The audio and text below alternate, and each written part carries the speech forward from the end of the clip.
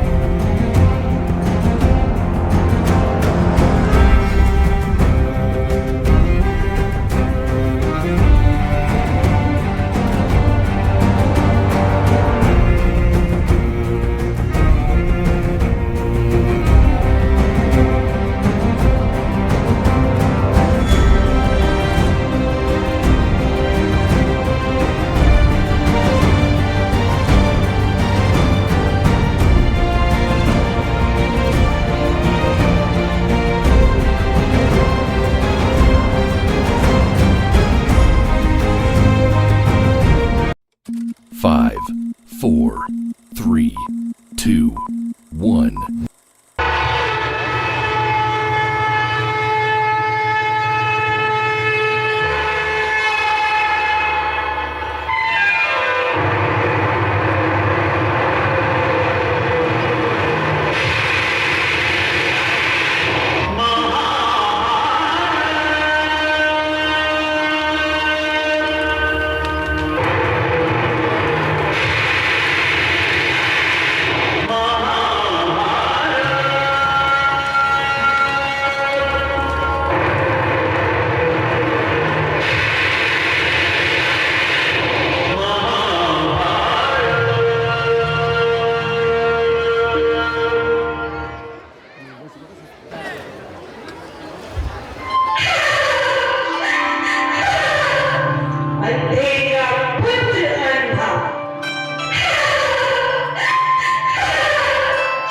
लोगों के लिए कभी नहीं कहा कि अंधे का पुत्र अंधा राम माता श्री ये पत्थर क्यों हो गया मूल भावना बांधने द्वारा भोजन को विध्वस्त होकर आने के लिए कहने और कृष्ण द्वारा उसे केवल के पत्ते से अपने करने की सलाह देने का अवसर नहीं मिला। ये हमारी बातों में कर सकता हूँ टीवी धारावाहिकों और अन्य राजों से लोकप्रिय हुई है। भांजे महाभारत का सीता है सभी नहीं था कौन चाहते तो मृत्यु को रोक सके।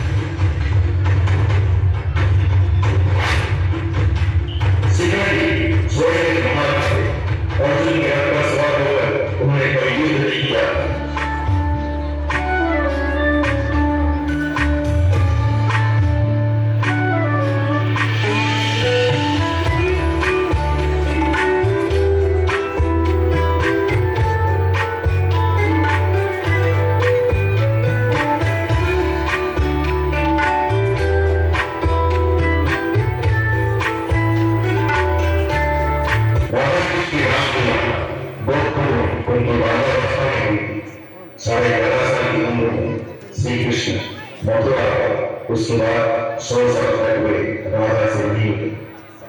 प्रस्तुत होने जा रहे हैं वे व्यास जी महाभारत की कुछ ऐसी अनसुनी बात।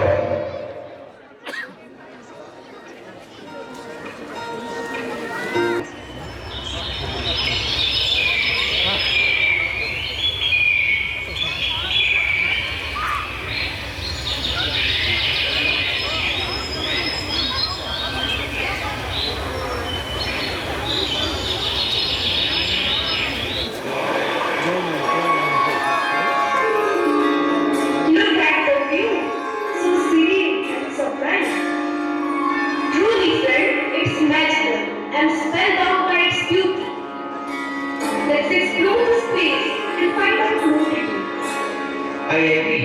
We must understand its true significance. As we can see, the Panchapandavas temples over there. It's still happening. There will be a big crowd. Oh yeah, I can see it in the distance. Let's go there. Maybe we can find someone who can throw more light about it. Let's proceed now.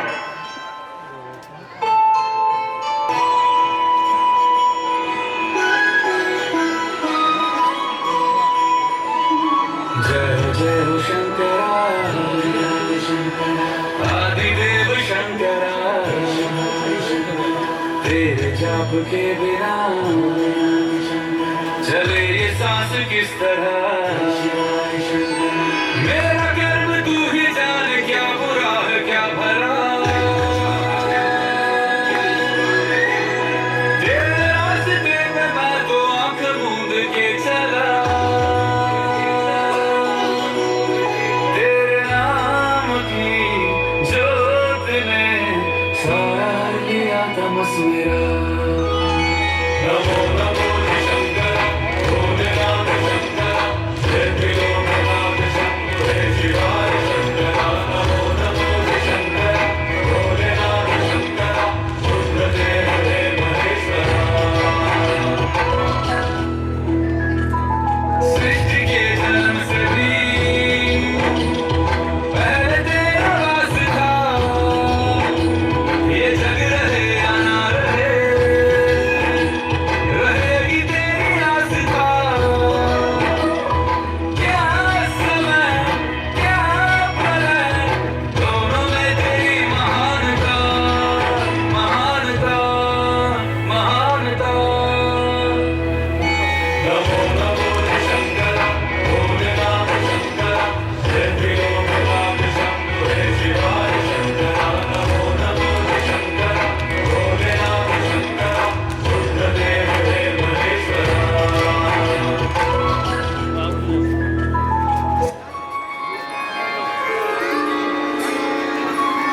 Dear children, welcome to this place. I am a professor and I am doing my research on the tremendous importance of Mahendragiri. Good morning, sir. That's so kind of you. Please tell us the details, sir. Sure, you know children, apart from the main heroes in the epic such as Arjun, Karna, Bhima, Krishna and Duryodhana, there are many interesting things that are unknown to a lot of us, but are remarkable in their own way, like this one.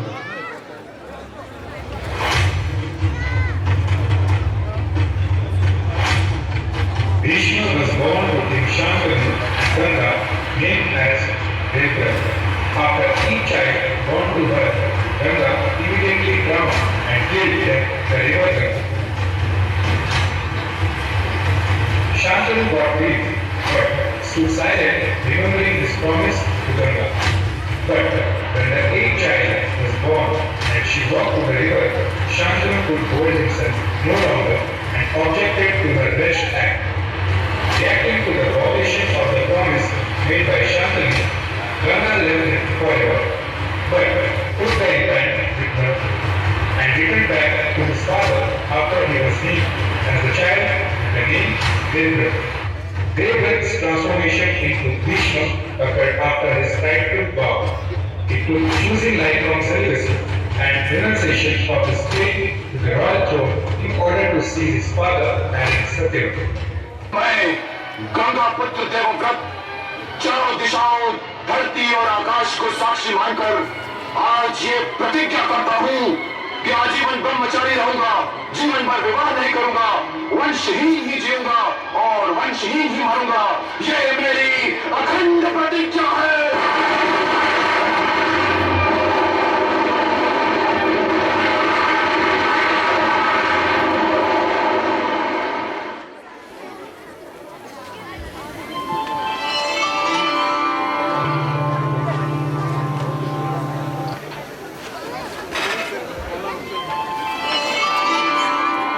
When the Pandavas approached Bhishma and offered him their respects, Bhishma blessed them as Vijayi Bhava.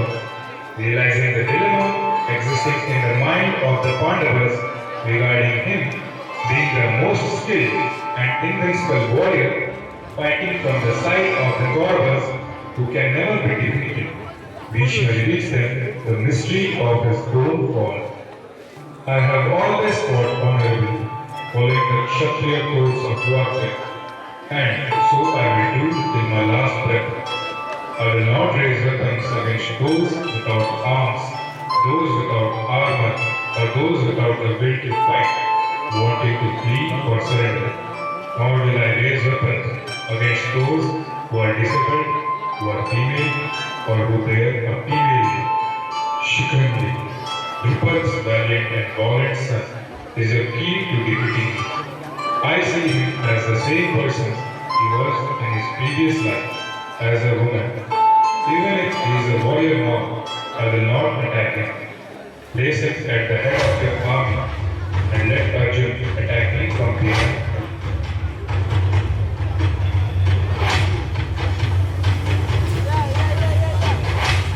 Bhishma fell on the battlefield, pierced by Arjun's arrows, and remained alive for 58 days on a bed of arrows, waiting for Uttarayana, the auspicious time for a yogi to depart.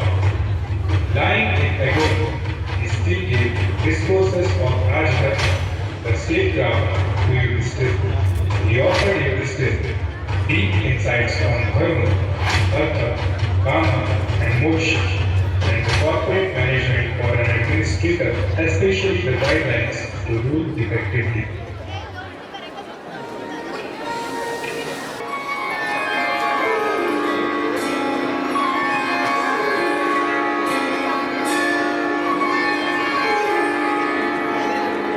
लोगों की धारणा है कि द्रौपदी के कारण महाभारत का युद्ध हुआ था, किंतु यह वास्तविक नहीं है। वास्तव में द्रौपदी पुरुष प्रधान एवं पितृ सत्तात्मक समाज में नारीत्व की उत्कृष्टता को प्रतिनिधित्व करने वाली महाभारत की उग्र नायिका है। वह राजा उत्तम की पुत्री होने के कारण द्रौपदी, गहरे कृष्ण रंग की होने के कारण कृष्ण, पांचाल देश की राजकन्या होने के कारण पांचाली, यज्ञकुंड की अग्नि से जन्मी याज्ञसेनी, सदैव युवती बने रहने का वर पाने के कारण नित्य योगा तथा कई दिनों तक उसकी सुगंध महसूस की जा सकने के कारण योजन गंधा नाम से परिचित है। वह पंच कन्याओं में से एक है।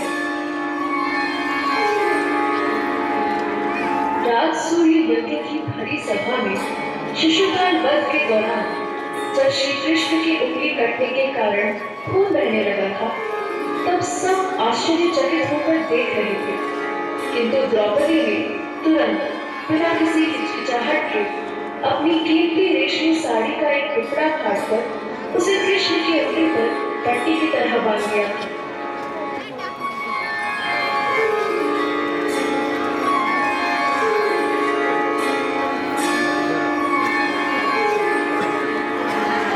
इंद्रप्रस्थ की माया महल में दुर्योधन के गिर जाने पर वहां उपस्थित सभी सदस्य हंस पड़े थे। इससे दुर्योधन को अपमानित महसूस हुआ था, किंतु वह द्रौपदी ने कभी नहीं कहा था कि अंधे का पुत्र अंधा है।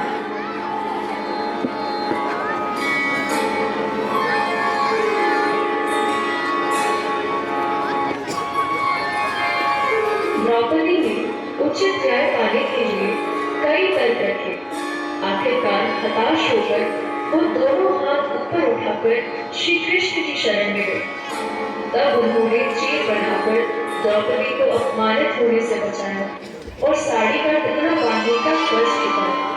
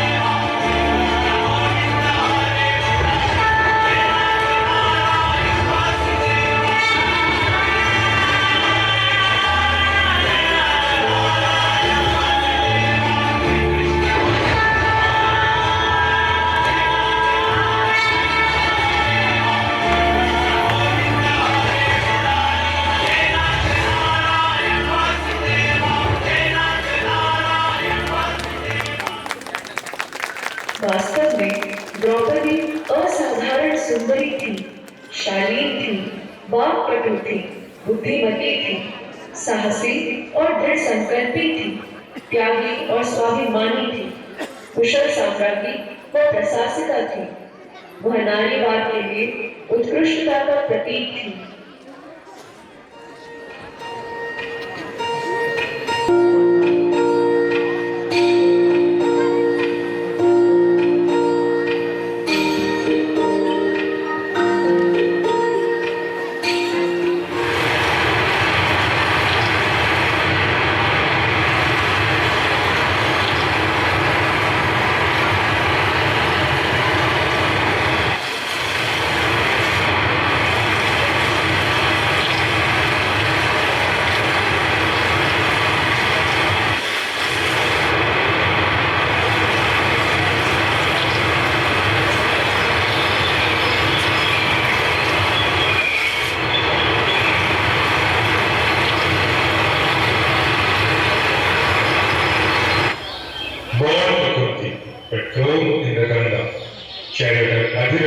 And his wife Radha adopted Karna, who was acutely sensitive about his low social status.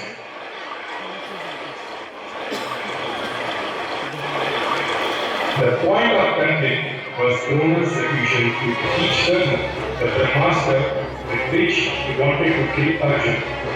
This led him to the great sage Parshuram as a descendant of Brihu.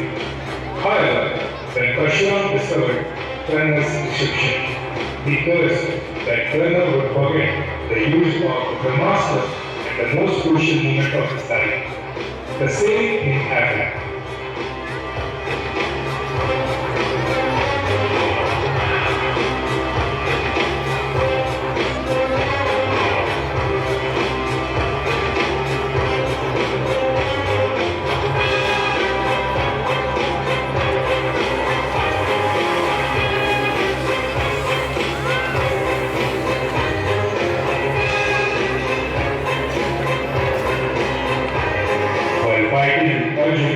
One of the wheels of his chariot got stuck in the mud.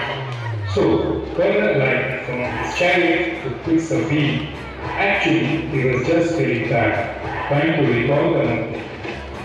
Due to ego issues with Bhishma Pitama, he didn't take part in the Mahabharata battle for the first 10 days. This episode is a poignant example of how his pursuit of great glory and a desire for social acceptance ultimately led to his doom through the hands of two of his most important teachers. Karna fought the battle just to defeat Arjuna, not to win any war, and Karna alone could have stopped the battle had he wished. Thus, Karna remains the archetype of the tragic hero, undone by his own ambition and pride.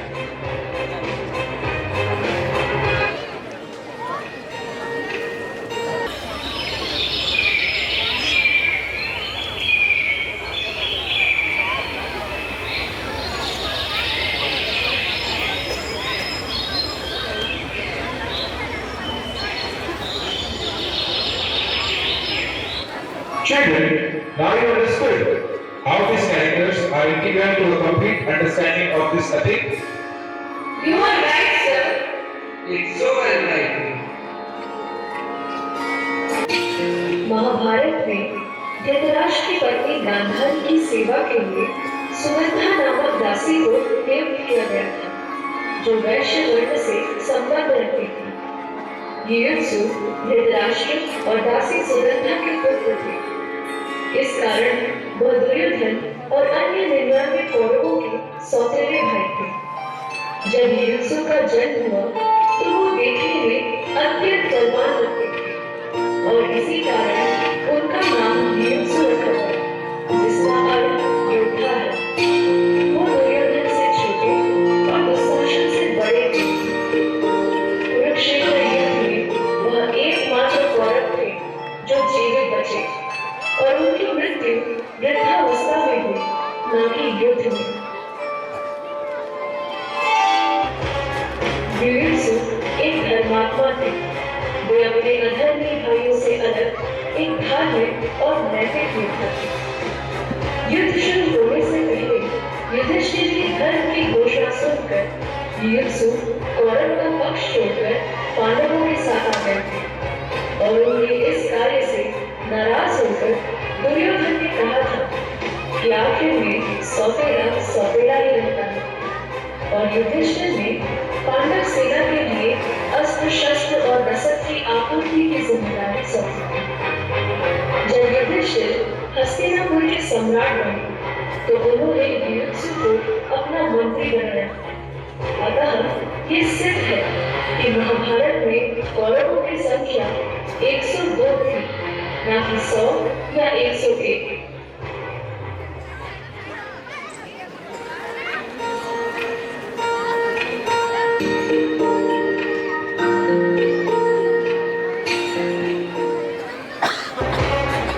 Abhimanyu एक महान मुगल योद्धा थे और पराक्रमी थे। युद्ध का 13वां दिन था। कुरु सेनापति द्रोण ने पांडवों को चक्रव्यूह तोड़ने की चुनौती दी। तब अर्जुन संशप्तकों से लड़ते हुए बहुत दूर चले गए थे। उस समय उपस्थित योद्धाओं में से केवल अभिमन्यु चक्रव्यूह में प्रवेश करना जानते थे। तय हुआ कि अभिमन्यु चक्रव्यूह के अंदर प्रवेश करके जाएंगे और उनके पीछे पीछे बाकी पांडव उनकी सहायता के लिए जाएंगे। प्रथम द्वार पर जयद्रथ था, जिसे भगवान शिव से वर प्राप्त था कि अर्जुन के अलावा बाकी पांडव उनका सामना नहीं कर पाएंगे, जिसके चलते अभिमन्यु चक्रव्यूह में अकेले पड़ गए। फिर भी अकेले अभिमन्यु ने कौरव सेना में हाहाकार मचा दिया और अकेले ही दुर्योधन, दुशासन, कर्ण तथा अन्य महान योद्धाओं को पीछे हटने पर मजबूर कर दिया। जब कौरवों को यह समझ आ गया कि वे अकेले अभिमन्यु को युद्ध में नहीं हरा सकते, तो उन्होंने युद्ध के नियमों का उल्लंघन किया। द्रोणाचार्य, कृपाचार्य, दुर्योधन, कर्ण, अश्वत्थामा, कृतवर्मा इन 6 रथियों ने मिलकर अकेले निहत्थे अभिमन्यु पर घातक प्रहार किया।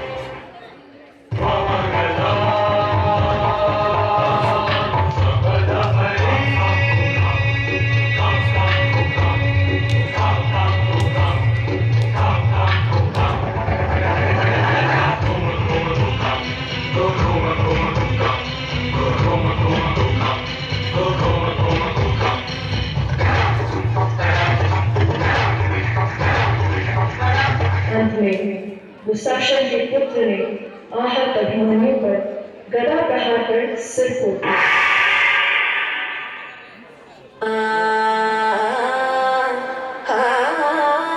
जब अर्जुन को अपने बेटे की करुण मृत्यु की खबर मिली और पता चला कि इसका मुख्य दोषी जयद्रथ है, तब उन्होंने प्रतिज्ञा ली कि कल सूर्यास्त तक जयद्रथ को वध करूंगा, वरना मैं अग्नि समाधि ले लूंगा।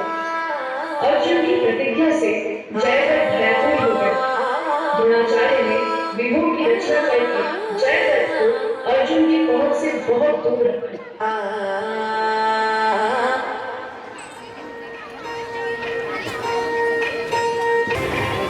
दूसरे दिन अर्जुन आक्रामक बनकर लड़ते रहे। उनके रथ के घोड़े थक गए। दिन ढलता जा रहा था। जयद्रथ नजर नहीं आ रहा था। धीरे धीरे अर्जुन की निराशा बढ़ती गई।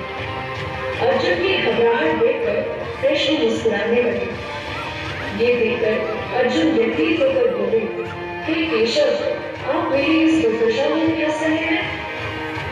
तब कृष्ण बोले, माहौल बना रहा हूं पार्थ।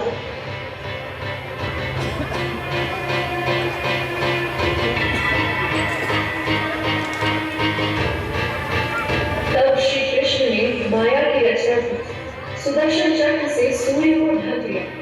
संध्या का धूप उत्पन्न हो गया। अर्जुन दुखी होकर रथ से उतर आया।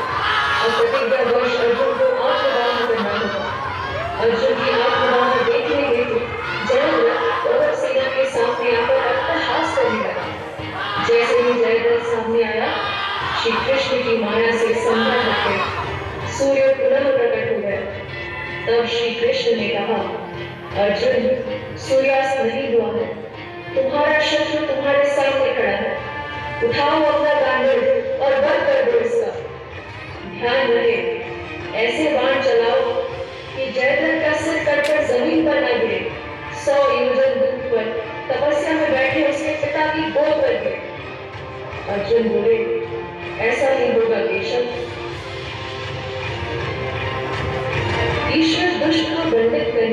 माहौल बना ही लेते हैं।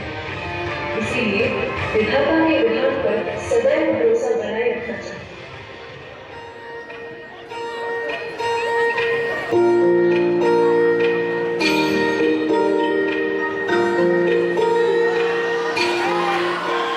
Hiranyaksha was a mighty son of the Pandava Bhima and Rakshasa Himba. Due to his mother's lineage, he possessed magical powers including the ability to fly, change size, and cause illusions, which were especially potent at night. Hiranyaksha was a fiercely loyal and pivotal warrior for the Pandavas in the Kurukshetra war. The result became a turning point. Relentless national onslaught was devastating the Pandava army, leaving Karna no choice but to use their Shakti on him to save the rest of his forces. In his death, Ghatotkacha made a heroic sacrifice, successfully removing the one weapon, Vasavi Shakti, that could have guaranteed Arjuna's defeat. Even as Ghatotkacha was dying, he fell on the Kauravas and killed one Akshuni Sena along with him and dealt a lethal blow to the military might of the Kauravas. Therefore, the Ghatotkacha teaches us there is no answer in a war. Either you win or die. The desire to win is in all of us. The will to win is a matter of training, but the matter of winning is a matter of honor.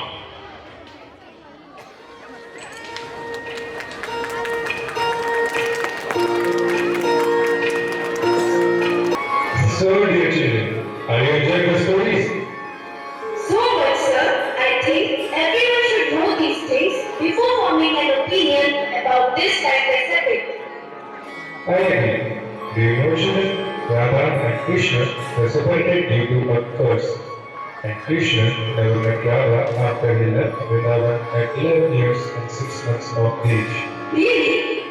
Children, all that you hear about the divine play between Radha and Krishna was till Krishna was 11 years and 6 months old.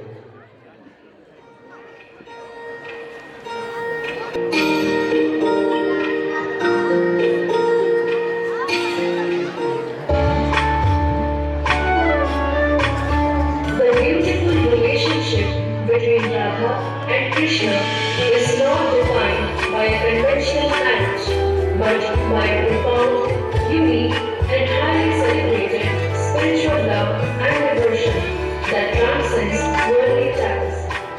However, a few raise questions about the relationship because they were not married, or Radha was married to someone else.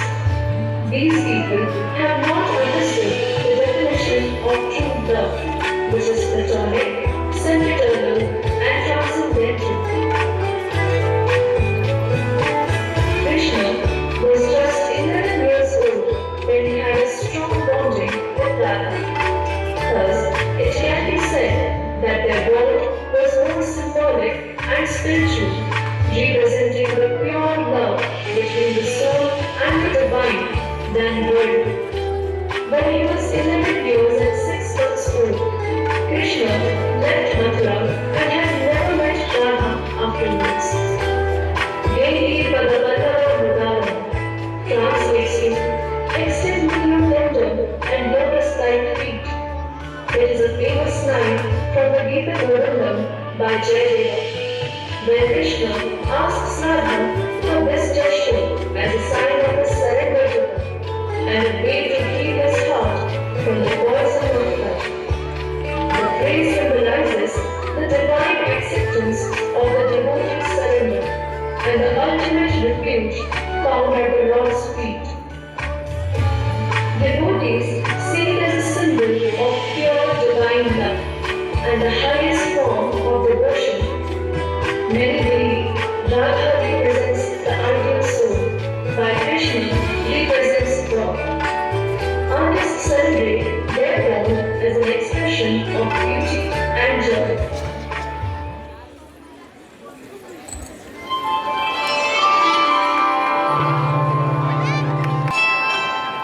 Krishna ने अपना विश्व रूप मुख्य रूप से 3 बार दिखाया।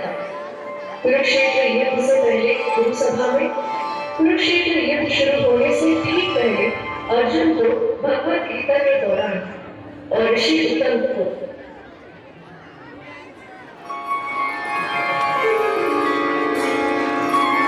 पूरी सभा में शांति वार्ता के दौरान जब दुर्योधन ने कृष्ण को बंदी बनाने की कोशिश की तो उन्होंने उन्हें अपना विश्व रूप दिखाया। सभा में उपस्थित सभी राजाओं ने अपनी आंखें बंद कर ली क्योंकि वे उनके शरीर से निकल रहे अग्नि की चिंगारियों को सहन नहीं कर पा रहे थे। हालांकि भीष्म, द्रोण, विदुर, संजय और वहां उपस्थित ऋषियों ने अपनी आंखें बंद नहीं क्योंकि उन्हें कृष्ण से दिव्य दृष्टि प्राप्त थी।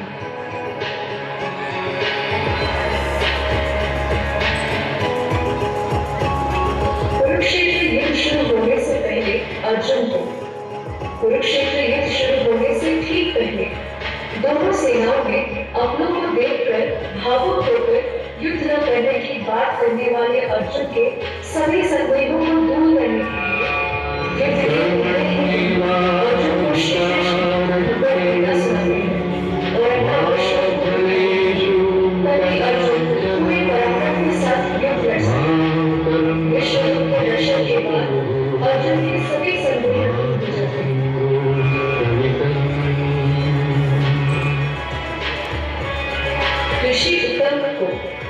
ऋषि उत्तम गौतम ऋषि के प्रिय शिष्य थे। भगवान कृष्ण ने उन्हें अपने विश्व रूप के दर्शन कराए। कृष्ण ने उन्हें अपना वही रूप दिखाया जो उन्होंने महायुद्ध के आरंभ में अर्जुन को दिखाया था।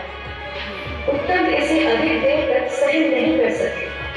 उन्होंने भगवान की स्तुति की और उनसे अर्जुन की तरह अपना मूल रूप धारण करने का अनुरोध किया।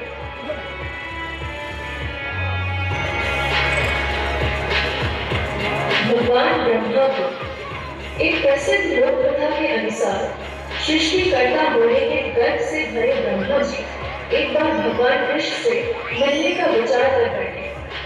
उन्होंने एक दूत के माध्यम से संदेश भेजा कि स्वयं सृष्टि के सर्वोच्च रचयिता उनके दर्शन के लिए आ रहे हैं। कृष्ण ने ब्रह्मा के सूक्ष्म अहंकार को भांपते हुए केवल एक प्रश्न पूछा, आप किस ब्रह्मा की बात कर रहे हैं? ये सुनकर ब्रह्मा चकित रह गए। तभी कृष्ण ने अपना विश्व रूप प्रकट किया। उस दिव्य दर्शन में असंख्य ब्रह्मा अपनी अपनी सृष्टि, लोगों और अनगिनत जीवों के साथ दिखाई दे रहे थे।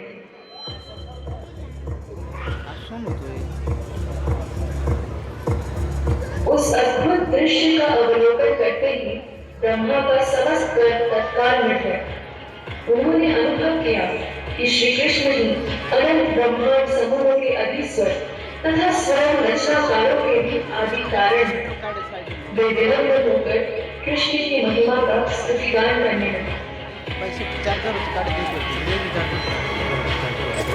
यदा यदा हि धर्मस्य ग्लानिर्भवति भारत अभ्युत्थानम् अधर्मस्य तदात्मानं सृजाम्यहम् परित्राणाय साधूनां विनाशाय च दुष्कृतां धर्म संस्थापनार्थाय संभवामि युगे युगे।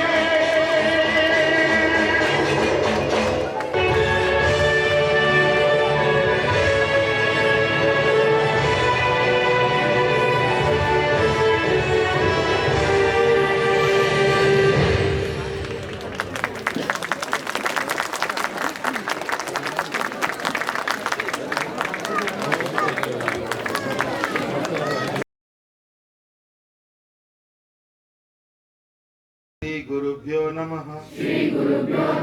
हरिः ओम्। श्री गुरुभ्यो नमः। जय हो। प्रणाम करो।